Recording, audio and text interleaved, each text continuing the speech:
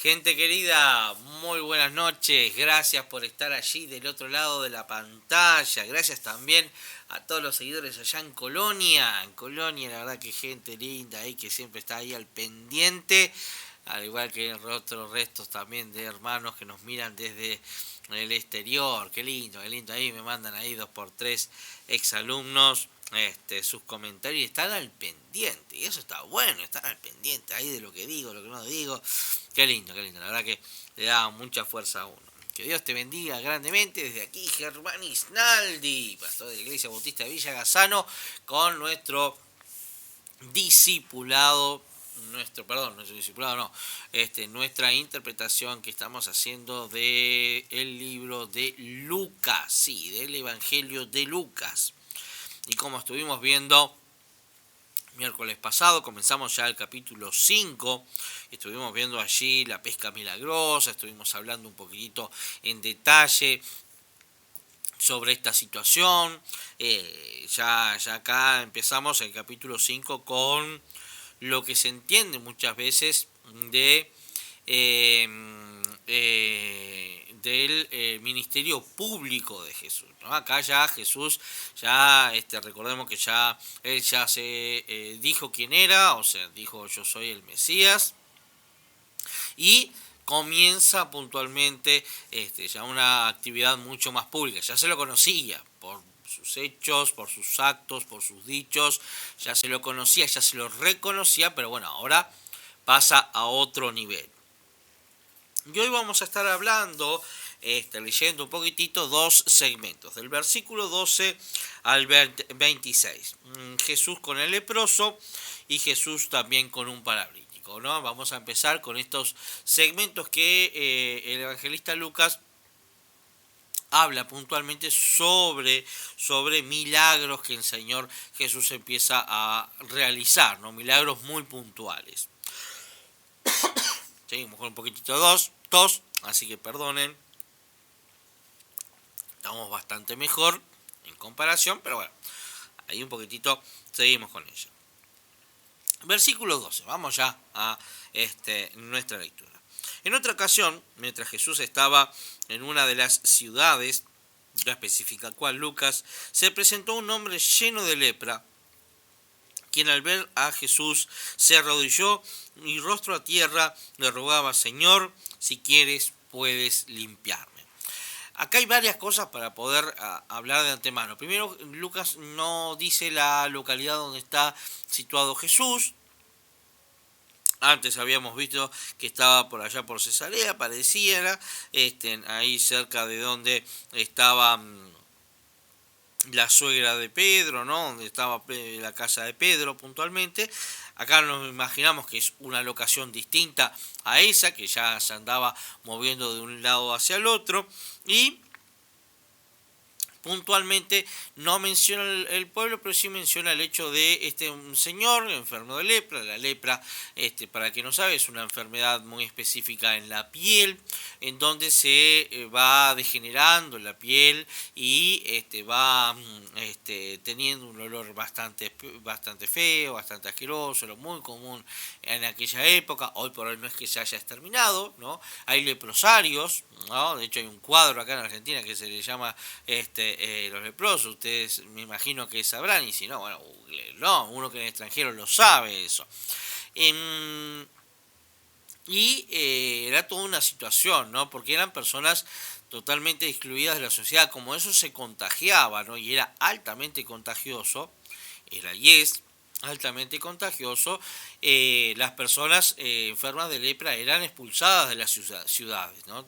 Expulsadas de sus casas, de sus familias y de la ciudad. Eran como muertos en vida, ¿no? Porque nadie más los quería y nadie más podía estar al lado de ellos. Entonces, este señor sin nombre, en la Biblia aparece mucha gente sin nombre, más en los evangelios, aparece allí al lado de Jesús, pero dice en la ciudad ya. Así que, primero que nada, ya él estaba en una infracción, porque se mete puntualmente a la ciudad a buscar al Mesías. Por otro lado, él entiende con quién está hablando, ¿no? Él entiende que está hablando con el Mesías. Y le dice: Señor, si tú quieres, puedes sanarme. Si tú quieres, si tú lo deseas, puedes sanarme. ¿Qué es lo que está pasando acá? No, aparte de la actitud, ¿no? O sea, se hinca y también dice que pone su rostro en tierra, o sea, se postra completamente delante de Dios y delante, por supuesto, de Jesús. Perdón, tengo un caramelo de miel en la boca. Yo sé que puede sonar medio molesto, pero bueno, es la única forma de poder hablar sin tanta tos. Y le empieza a hablar, ¿no?, al Señor Jesucristo puntualmente diciéndole, bueno, quién es, quién no es, qué pretende. Entonces, en el 13, entonces Jesús extendió la mano, lo tocó y le dijo, quiero. ¿No? Porque el leproso le había dicho, si tú quieres, puedes sanarme. Jesús le dice, quiero, ya has quedado limpio. Y al instante se le quitó la lepra.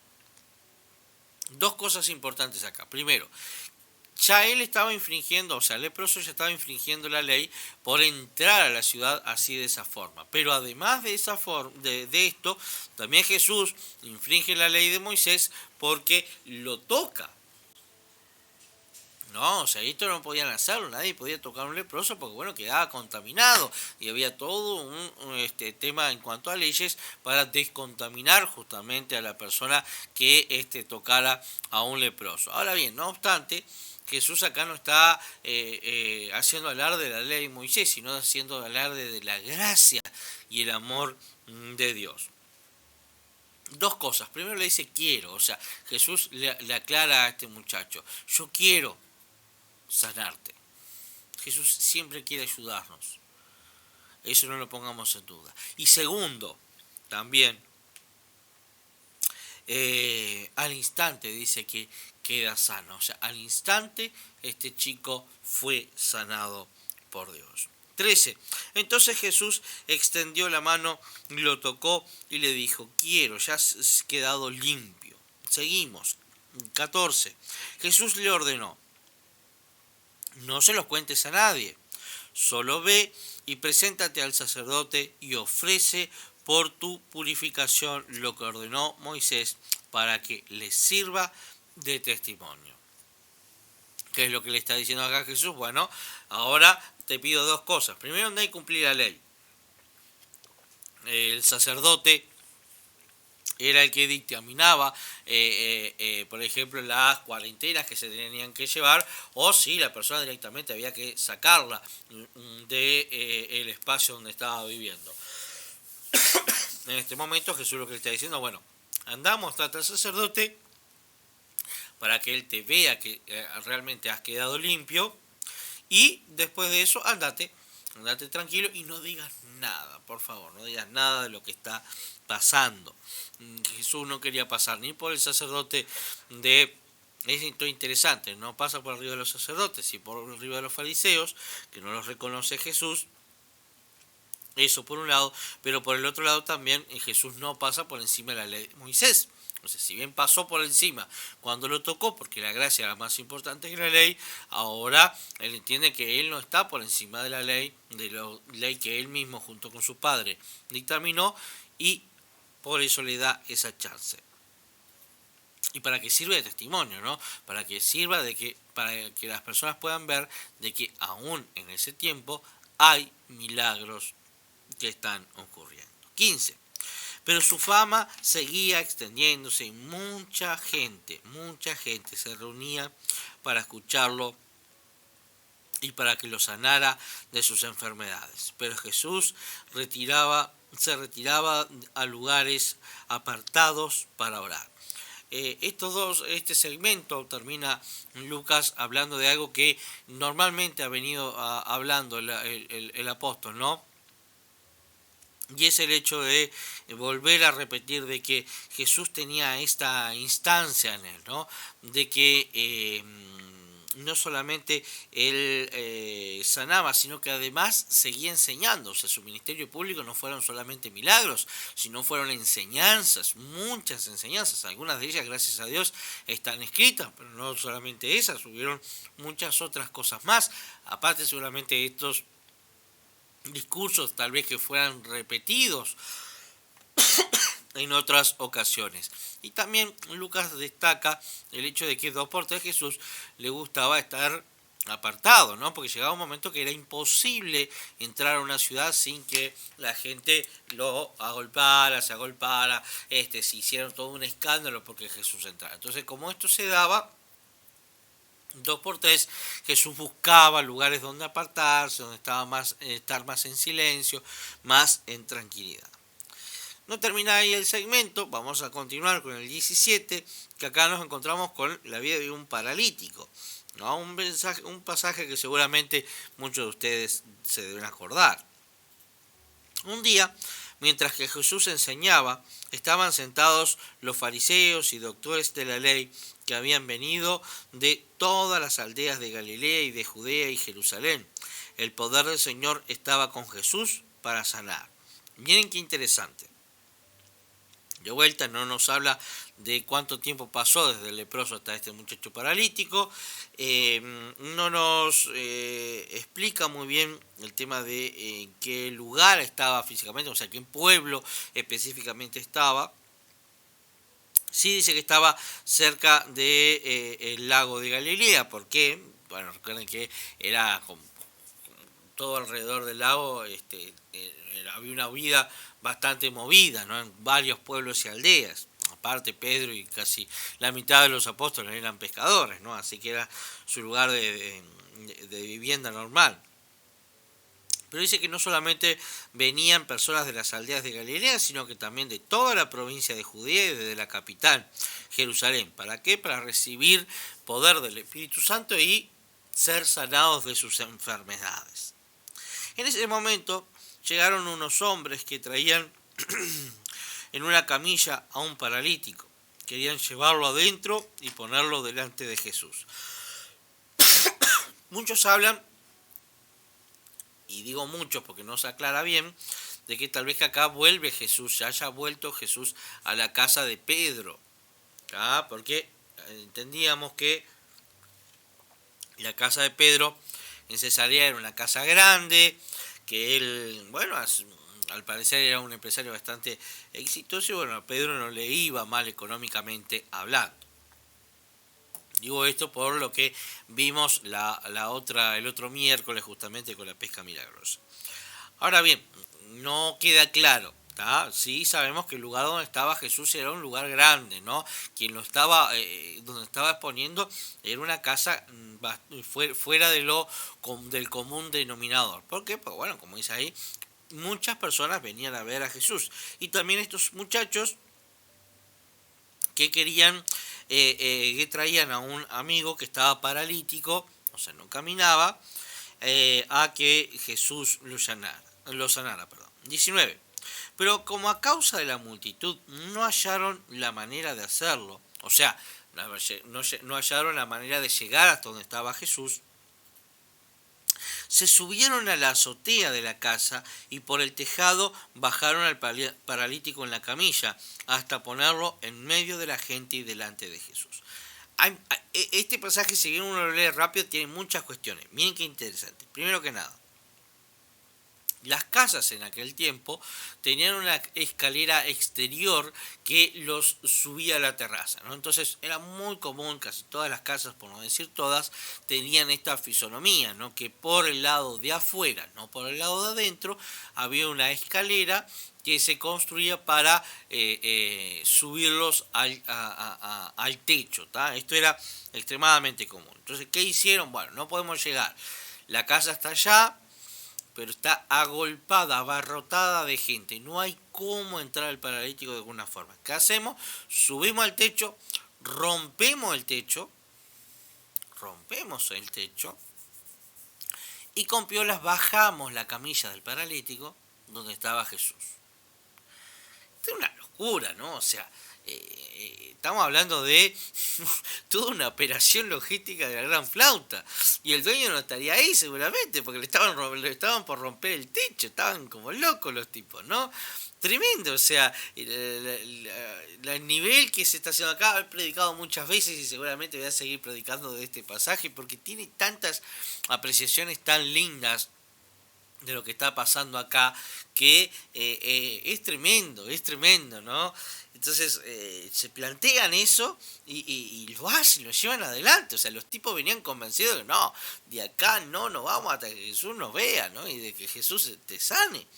Y lo llevaron allí delante de Jesús e hicieron esto.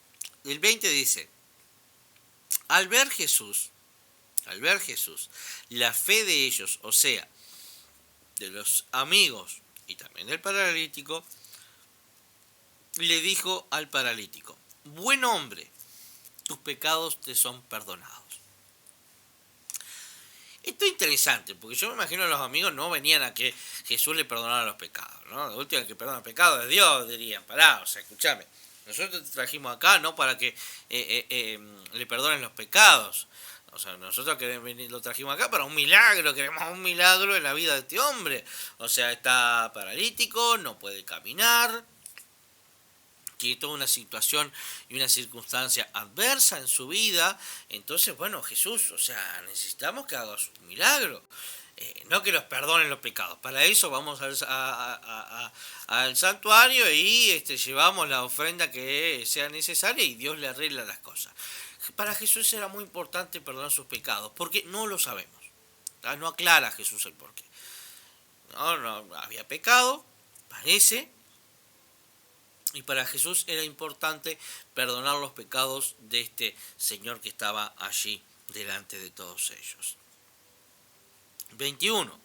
Los escribas y los fariseos comenzaron a murmurar y decían, ¿quién es este que dice blasfemias? No profiere, es decir, o sea, hablar blasfemias, o sea, una palabra que es un insulto a Dios.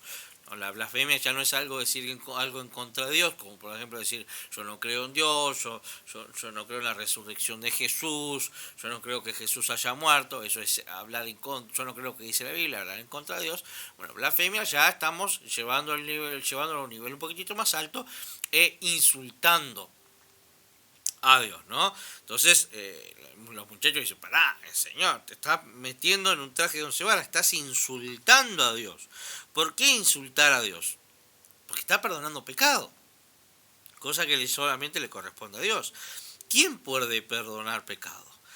Nadie, sino Dios. Y en esto ellos tienen razón, o sea, no es para decir que ellos estaban equivocados con su apreciación, no. Ellos estaban en lo cierto, escribas y fariseos. El único que puede perdonar pecados es Dios. Y vos no sos Dios, le decía. Ahí era donde se equivocaba. Porque Jesús sí, sí era Dios. ¿Tá? Era el Hijo de Dios. Y ellos no se daban cuenta, les pasaba la info por arriba. Nunca en la vida se pusieron a pensar en esto. Simplemente le buscaban la quinta pata, el gato, para poder encontrársela y ahí, darle un cañazo a Jesús en la cabeza. Entonces, como no se lo están pudiendo encontrar, como no le están pudiendo encontrar la quinta pata al gato, el enojo era grande, era muy grande, porque realmente Jesús estaba haciendo ahí un planteo tremendo, estaba perdonando los pecados. 22. Jesús, que conocía sus pensamientos, o sea, los pensamientos de los escribas y fariseos y de cualquier persona, les dijo, ¿por qué cavilan en su corazón? O sea, ¿por qué están pensando cosas raras, no? Y esto es interesante, ¿no? Muchas veces nosotros pensamos que el pecado solamente va en nuestras acciones. No, quiero decirte que también va en tus pensamientos y tus sentimientos. Cuando pensás cerrado en contra de Dios, en hacer el mal o en hacer cosas que no agradan a Dios, eso es pecado. Cuando tenés sentimientos que son contrarios a la voluntad de Dios, contrarios al amor, a la paz, al perdón y todas esas cuestiones que Dios tanto nos insta en su palabra, también estás pecando. Y acá Jesús, si bien él no estaba viendo que estas personas delante de él pecaran, sí estaba viendo una cosa, ellos estaban cometiendo pecado, en decirle lo que le estaban diciendo. 23. ¿Qué es más fácil? Jesús sigue preguntando, no espera una respuesta de ellos, ¿no? 23. ¿Qué es más fácil? Que le diga al paralítico, tus pecados te son perdonados, o que le diga, levántate y anda. Y es una pregunta muy complicada, ¿no? Porque todo el mundo esperaba justamente al milagrero del barrio que fuera y sanara al paralítico. Pero no era lo que Jesús quería. ¿Por qué? Porque Jesús lo que decía era, pero yo no quiero solamente esto. Yo también quiero que el paralítico reciba perdón de pecados. Porque le era más importante a Jesús que recibiera la salvación en su vida y no que simplemente fuera condenado eternamente, pero con sus dos piernas sanitas. Entonces les hace ese cuestionamiento, ¿no? Le dice, sí, no, es más importante el perdón de pecados que la sanidad, pero yo también lo voy a sanar, de paso cañazo, lo voy a sanar. Pues para que ustedes lo sepan, dice el Señor Jesús en el 24, que el Hijo del Hombre tiene autoridad en la tierra para perdonar pecados, le dice Jesús a este muchacho, levántate, dijo Jesús al paralítico, toma tu camilla y vete a tu casa. Directa, lisa y llanamente Jesús hace lo que todos venían a ver, ¿no? O sea, el paralítico, los amigos y todos alrededor esperaban, pero en segundo orden. Es más importante la salvación de tu vida y el perdón de pecados por parte de Dios que en una sanidad en tu vida. No te olvides nunca de eso. Te podés morir enfermo e ir a la presencia de Dios, pero podés morirte sano y no ir a la presencia de Dios. Eso es una de las enseñanzas que el Señor quiere dejar en claro en ese momento. Al instante, aquel hombre se levantó en presencia de ellos, tomó la camilla en la que había estado acostado y se fue de la casa alabando a Dios. Todos estaban, y también yo me incluyo, admirados y alababan a Dios y llenos de temor decían, hoy hemos visto maravillas. Y claro, ¿cómo no van a ver las maravillas? Jesús estaba enseñando, estaba impartiendo enseñanza y de repente pasa este milagro en forma tremenda, ¿no? O sea, donde de vuelta 5 anónimos aparecen y Jesús obra con poder y con autoridad. Si bien podemos sacar muchísimas aplicaciones de este pasaje, ¿no? Y vale la pena sacar aplicaciones para él. Lo más importante acá para poder entender y comprender es que para Dios le es importante que vos te arregles las cuentas con Él, que vos estés con cuentas arregladas con Dios. Eso es lo más importante. Y aunque no lo creas, lo menos importante es la parte física, o sea, la parte de donde Dios obra con sanidad en nuestras vidas. Uno dice, ¿pero por qué? Por una sencilla y simple razón. Dios espera de nosotros que sin lugar a dudas, nosotros pidamos perdón. Eso es lo que Él espera. ¿Ah? Pidamos perdón para poder entrar en la gloria que el Señor tiene preparado para nosotros. No que simplemente entremos sanos al infierno. Pensalo bien. Eso es lo que el Señor le es más importante. Por algo será que primero empezó perdonando pecados y después continuó sanando la vida de este hombre. Que Dios te bendiga grandemente y recordá, si estás en estos momentos no reconciliado con el Señor, yo te invito a que podamos orar y arreglar estas cuentas. Señor Padre, te damos gracias, Dios, en esta hora.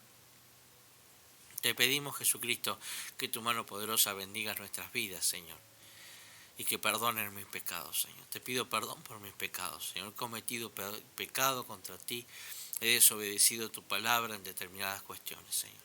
Es por eso, Señor, que te pido en esta hora que me perdones de todo corazón. Perdóname, Señor.